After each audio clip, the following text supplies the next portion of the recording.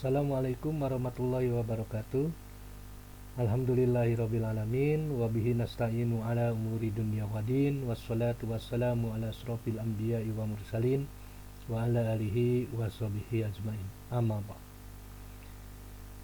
Alhamdulillah, dalam kesempatan ini saya ucapkan terima kasih dan selamat datang untuk para peserta didik baru SMA Swadaya Karya Ciwidey tahun ajaran 2021-2022, yang dalam kesempatan ini kita bertemu meskipun dalam jarak jauh, yaitu dalam kegiatan pengenalan lingkungan sekolah.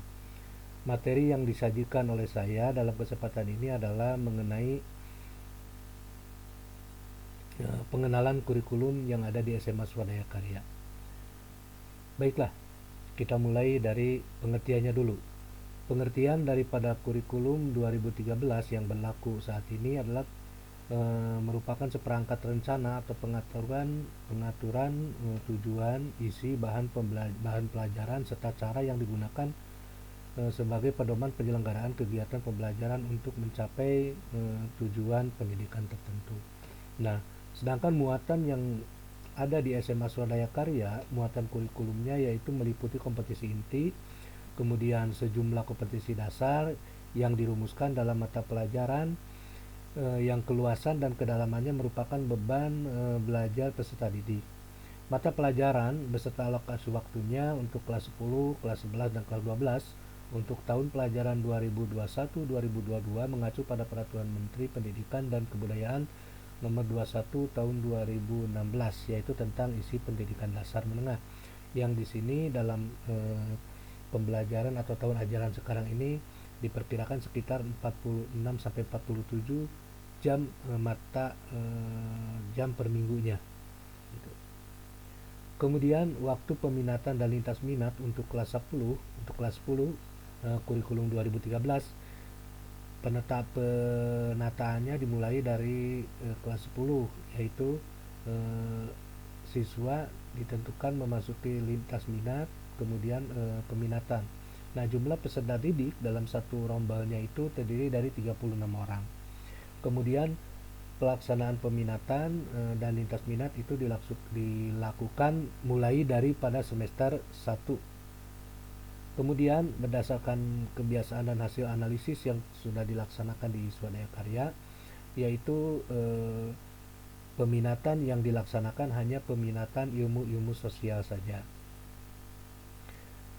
Kemudian lintas minat itu ditetapkan 2 mata pelajaran untuk satu kelompok peminatan di luar daripada peminatan untuk lintas minat itu, yaitu di SMA Swadaya Karya itu ada 2 mata pelajaran untuk satu dari mata IPA, mata pelajaran IPA, kemudian yang satu lagi dari mata pelajaran bahasa, yaitu bahasa Jepang, dan dari IPA-nya kimia.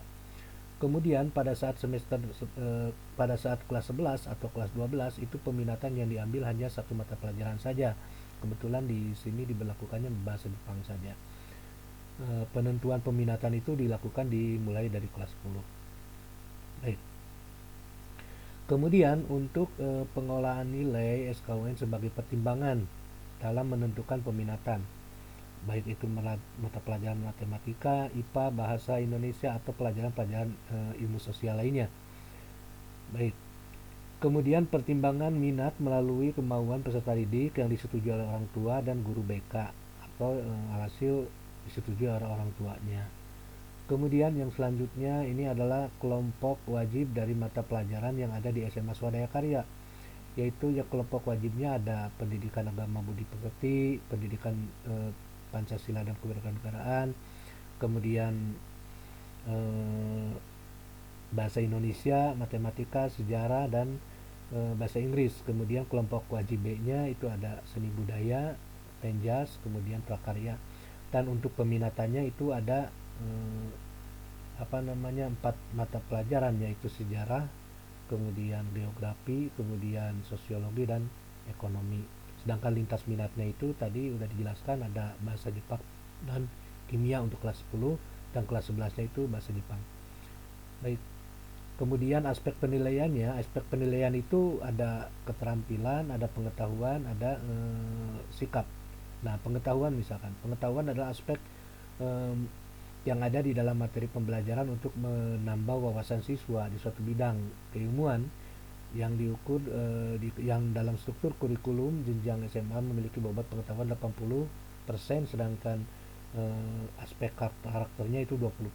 Pada kurikulum 13 itu memang diintegrasikan pendidikan karakter yang sebelumnya telah dicanangkan pemerintah. Oke, kemudian yang selanjutnya keterampilan. Keterampilan itu adalah aspek yang bertujuan meningkatkan keterampilan siswa dalam membuat, melaksanakan, mengerjakan suatu soal atau proyek sehingga siswa dapat terlatih relatif atau terlatih sifat ilmiahnya dan karakternya yang merujuk pada aspek keterampilan. Aspek keterampilan itu dapat berupa pengerjaan soal, keterampilan pengerjaan dan pelaksanaan proyek, atau keterampilan membuat teks dan sebagainya, banyak, termasuk lisan dan hasil karya tulisan.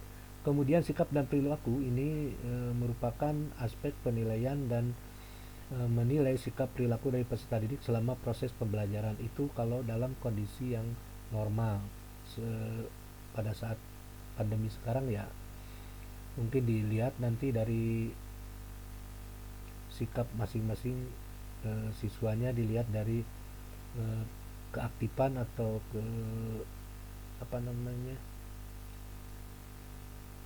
kerajinan daripada siswa dalam melaksanakan tugas atau melaksanakan kegiatan pembelajarannya selama pembelajaran yang dilaksanakan oleh guru mata pelajaran masing-masing. Kemudian aspek penilaian yang dinilai oleh guru dalam jurnal harian itu baik oleh teman sejawat atau sebuah lembaran nilai dan diambil oleh diri masing-masing siswa. Nah ini juga kalau dalam keadaan normal biasanya dilaksanakan, tapi kalau dalam keadaan sekarang ini ya diusahakan minimal ada rajin, kemudian hadir, kemudian aktif dalam pembelajaran daringnya. Begitulah untuk pembelajaran untuk materi kali ini mengenai materi PLS kurikulum, pengenalan kurikulum yang ada di SMA Swadaya Karya, meskipun hanya singkat. Mudah-mudahan ini menjadi menambah wawasan untuk siswa-siswi peserta didik baru. Sekali lagi Bapak ucapkan terima kasih atas perhatiannya. Semoga kalian selalu dalam keadaan sehat walafiat dan dalam lindungan Allah Subhanahu wa taala. Jangan lupa selalu jaga kesehatan, pakai masker, kemudian jaga jarak dan hindari kerumunan. Kurangi mobilitas yang tidak urgen untuk menjaga kesehatan kita masing-masing. Baik, terima kasih. Assalamualaikum warahmatullahi wabarakatuh.